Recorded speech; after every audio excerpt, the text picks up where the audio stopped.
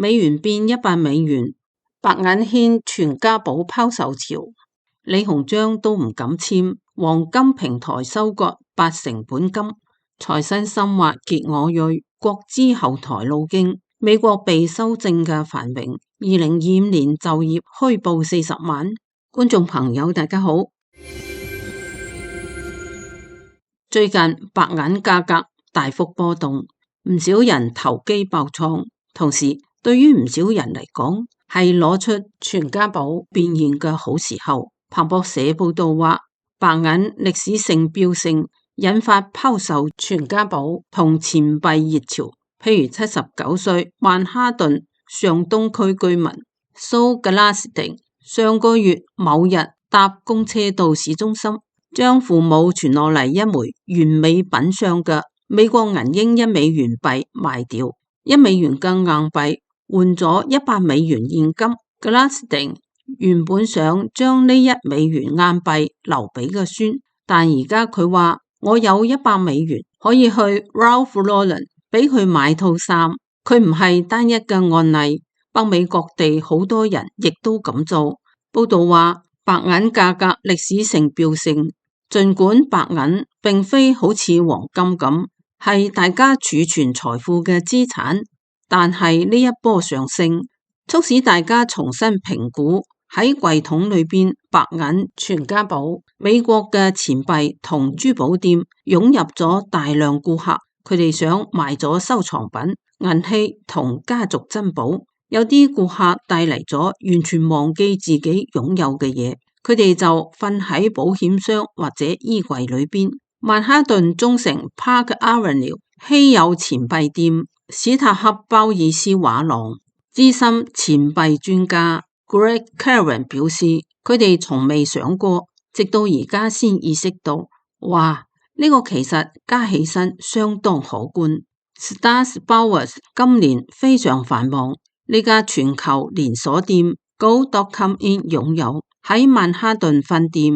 Karen 表示，過去一年平均每日訪客從30人增加到50人，大多數係嚟買東西噶。紐約商人 King Gold Gimpon 同帝國黃金買家老闆 Jean Furman 表示，每個奶奶都喺度賣吊燈、叉同埋刀，任何純銀製品嚟利用白銀價格，決定賣白銀全家寶而非黃金，反映散戶投資者對價格嘅預期。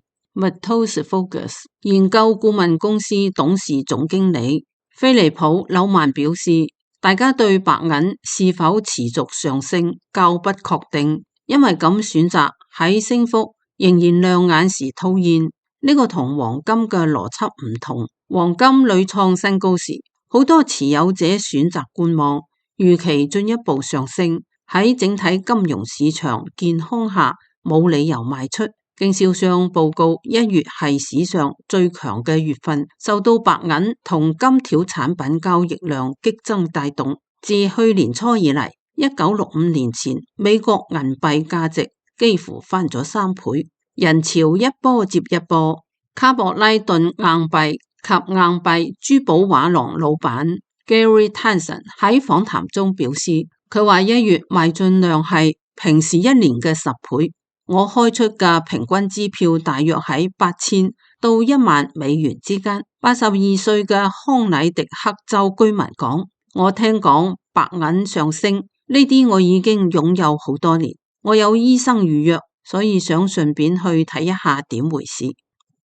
健康520收到一位長期服用三高代謝寶嘅朋友分享，佢話服用三高代謝寶已經超過1年，結果佢嘅高血壓、高膽固醇、高血糖指標全部都穩定維持喺正常範圍，連醫生都覺得出奇，話諗唔到呢啲指標可以控制得咁穩定，所以唔好等健康出問題先補救啊！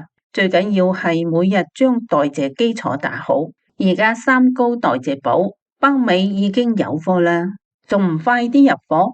另外，健康520推出健康回饋活動，由即日起健康520官方網站一次購買任何3樽補氣18味或3樽潤眼寶，仲有7折優惠。無論係調整體力、改善疲勞，亦或係長時間用眼造成嘅不適，而家落單都係最划算。點解咁多家庭選擇健康520？就係因為健康520嘅所有產品都係純植物配方，同時由台灣 GMP 等級藥廠製造，由原料配方到生產，每一個程序都嚴格把關。只係為咗令你食得安心、補得有效。保健食品屬於日常營養補充，建議根據醫生指導同埋均衡飲食使用。立即就上健康520官方網站，為自己同家人準備一份真正有品質嘅健康禮物啦！當呢啲老人將$1專家寶變現成$100嘅時候，萬里之外，同一場白銀之亂正喺度令好多人嘅財富蒸發。我哋之前喺節目中同大家追蹤過水貝黃金商133億爆雷嘅劇情。之前有水貝人士喺知乎平台爆料講，呢啲事情係有先兆噶。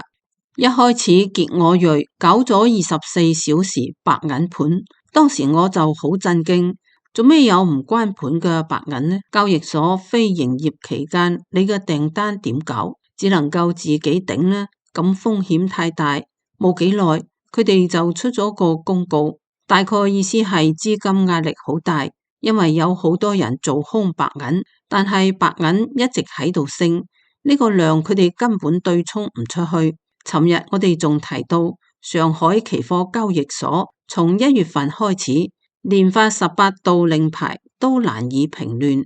不出意外嘅係1月底，深圳水貝黃金私盤傑我瑞爆雷嘅事冚不住啦，涉及非法期貨交易，用戶資產無法兌付，本金縮水被打咗2折，報警又無法立案，客戶損失慘重。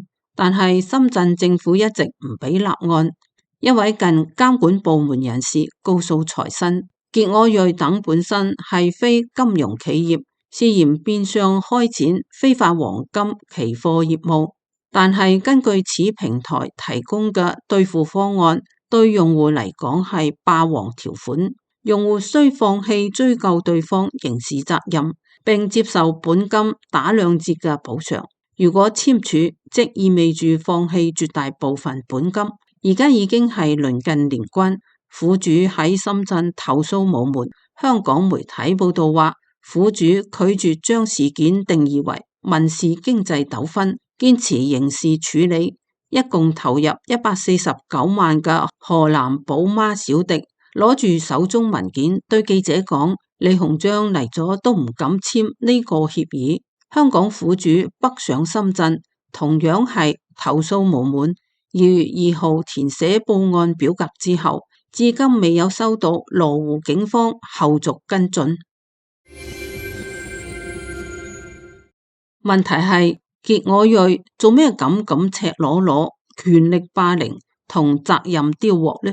呢個案件有幾個疑點，一個係第一財經發現，甘肅蘭州嘅一家國有企業通過合資成立企業嘅方式同傑我瑞發生聯繫，並共同從事黃金、白銀交易業務。雙方嘅合作仲被傑我瑞當作對外宣傳背書。呢個唔係第一財經發現嘅問題。問題係早喺國資進入前，傑我瑞喺2025年3月就已經涉及30多起訴訟。風險早已暴露，傑我瑞嘅風險已經暴露。為乜嘢甘肅蘭州成發國企要喺2025年底呢一個火坑邊緣選擇同其合資成立金絲路呢？到底出於咩考慮呢？傑我瑞嘅後台仲唔只係甘肅一個國資後台？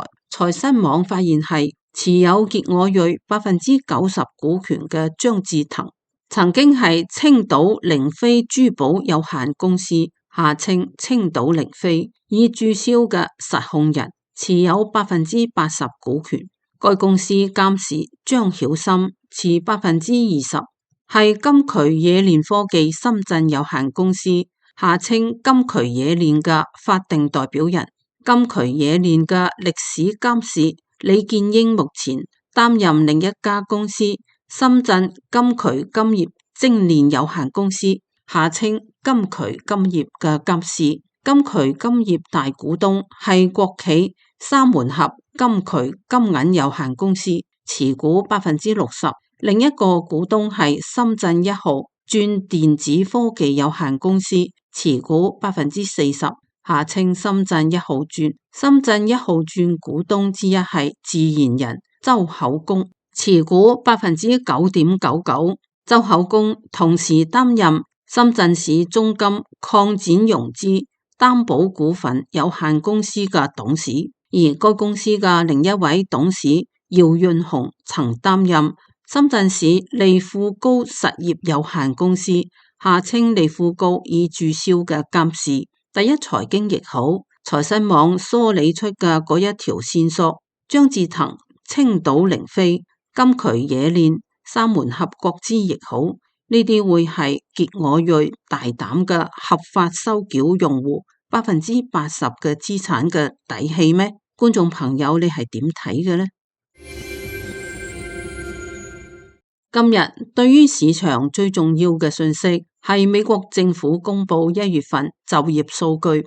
1月美國勞動力市場就業增加13萬，呢個係自2024年12月以嚟最大嘅單月增幅，但同時亦大幅修正咗去年就業增長數據。勞工統計局根據更完整嘅稅務記錄進行年度基準修正顯示，2025年經濟只係新增18.1萬個工作崗位，遠低於最初報告嘅58.4萬。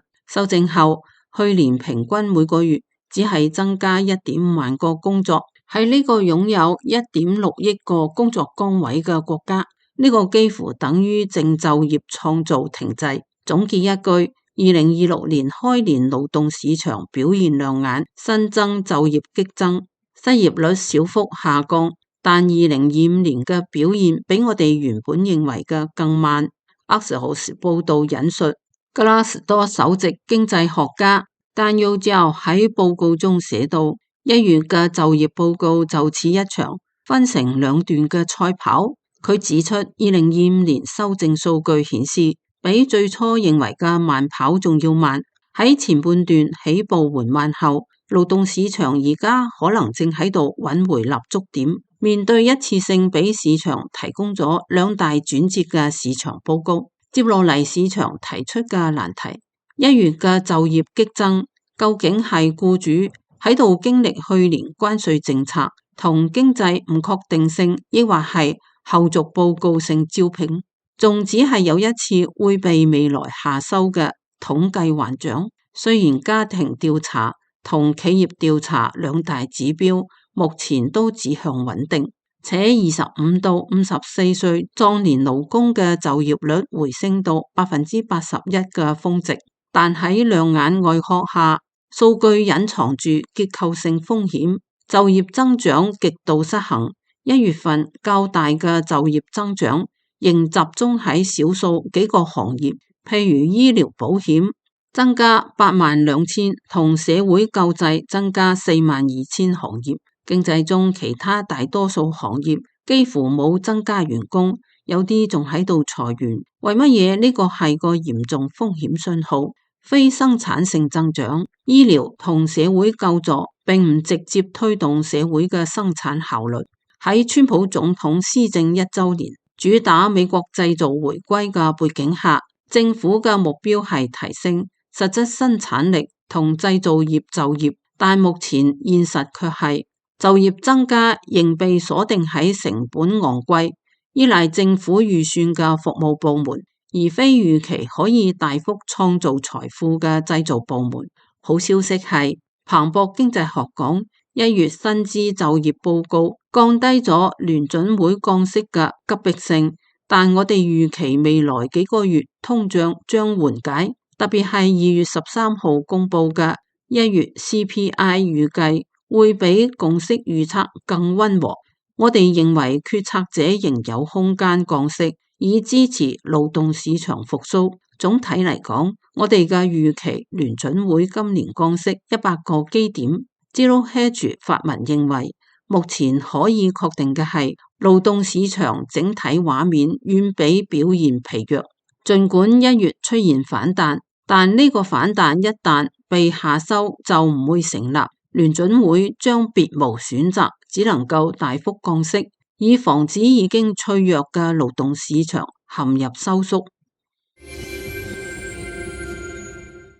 更長遠嚟睇，呢個禮拜《華爾街日報》同 Axios 都發現一個美國勞動市場嘅危機，資本同勞動嘅大分流，就係過去1年企業進行咗大量資本投入，利潤表現優異，但呢啲紅利卻喺資本內部嘅閉環中流轉。Axios 發文講，美國正經歷一波由 AI 及其基礎設施帶動嘅投資熱潮，但呢啲經濟收益嘅大部分並未惠及勞工。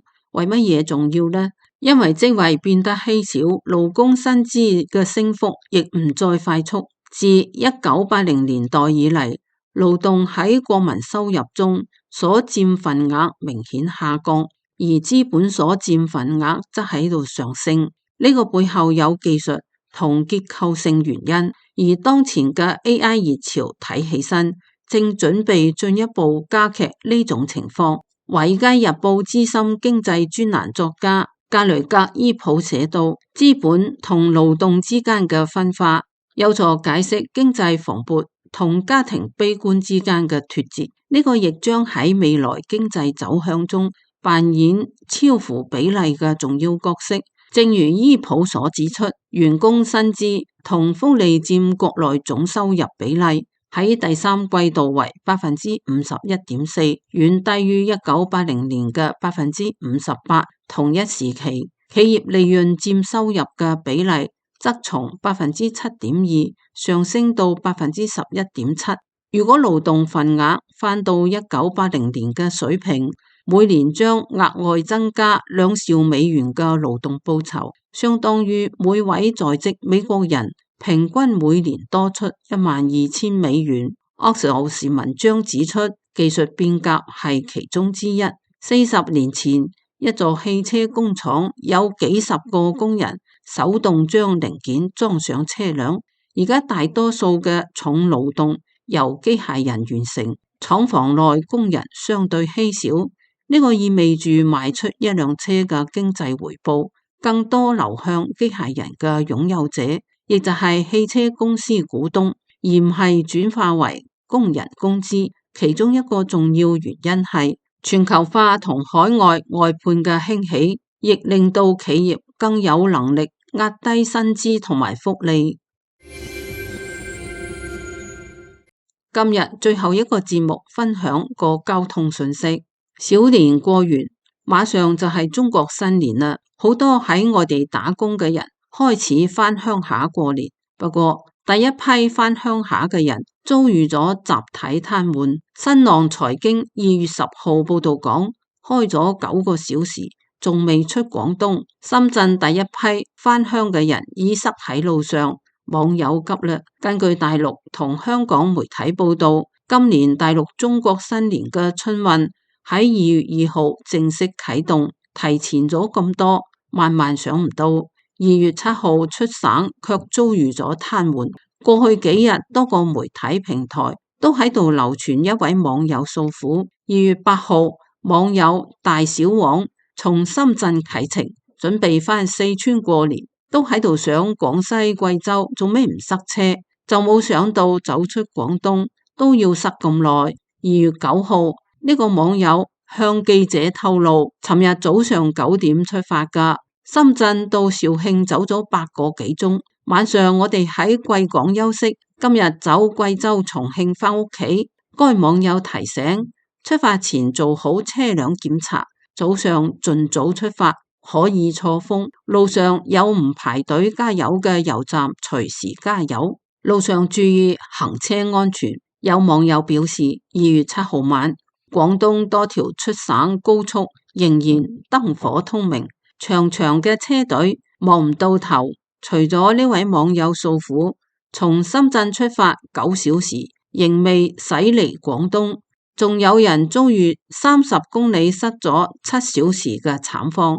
亦有網民稱走咗一日仲未出廣東，高速公路慘變停車場。據報道，滬昆高速湖南段出現咗24公里連續塞車，車主自備瓦斯罐煮面充飢，導航地圖顯示深紅，擁塞大超20公里。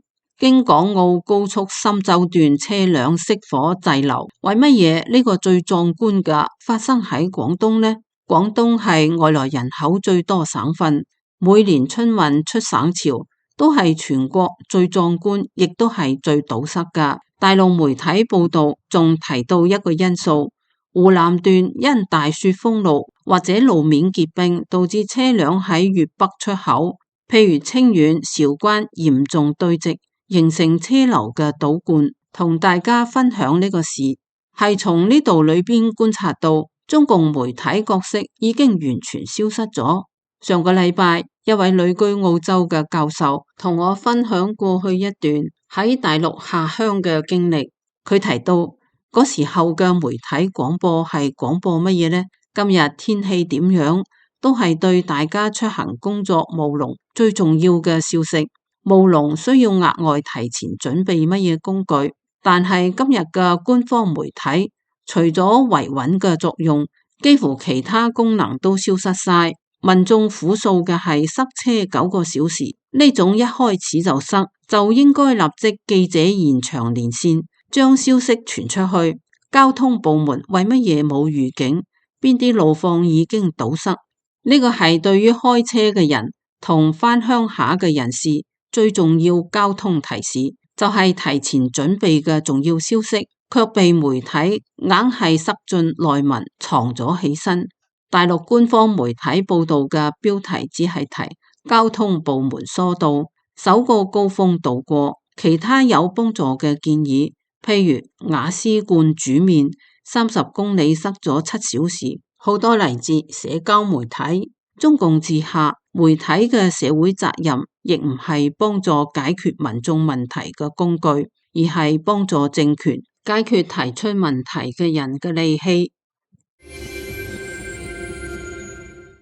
講到返鄉下過年，老中醫火星宏觀喺中共統計局數字裏邊發現咗一個令人心酸嘅現實：中國人返鄉下過年點都會聚喺一起大食幾日，平時可以慳啲，但係過年返屋企買食嘅錢就唔能夠慳，所以經常到過年呢個月份，物價尤其係瓜果蔬菜價格飛升。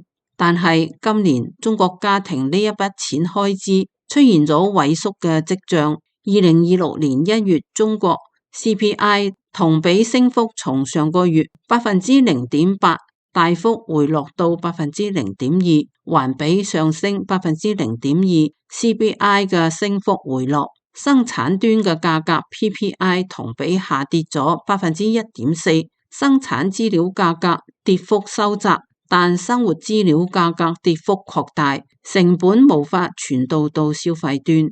該賬號講，計算食品價格2年嘅累計升幅，就會發現臨近中國新年，食品價格累計升幅亦喺度顯著回落。2025年11月同12月食品價格累計比2023年同期分別上升1.2%、0.6%。2026年1月份食品價格比2年前2024年1月累計下跌咗0.3%。呢個意味住實際上喺季節性後邊仲隱藏有因消費不足導致食品供給過剩、價格下跌嘅經濟趨勢。而喺扣除食品同埋能源價格核心 CPI 環比上升0.3%，為近6個月最高。其中飛機票同旅行社收費價格環比分別上升5.7%同2.0%。飛機票同旅行社收費價格嘅季節性波動比食品仲強烈，但1月份嘅飛機票同旅行社收費價格環比大幅上升，唔係季節性波動咩？為乜嘢同樣季節性波動，食品價格下跌咗，飛機票同旅行社收費價格上升咗呢？呢個係因為需求唔同，喺中國人嘅鄉愁同過年情結中，冇錢就食少啲，家仲需要返去㗎。回家同家中老人食一餐團圓飯仲係必須㗎。喺呢個時候，食品同交通價格嘅剛需屬性發生咗轉變。平時食品為剛需，車票、機票可以壓縮；過年前車票、機票為剛需，食品支出被壓縮咗。以上就係今日嘅財經熱點。節目內容唔係投資建議。如果你鍾意我哋嘅節目，請留言轉發。我哋下期再見。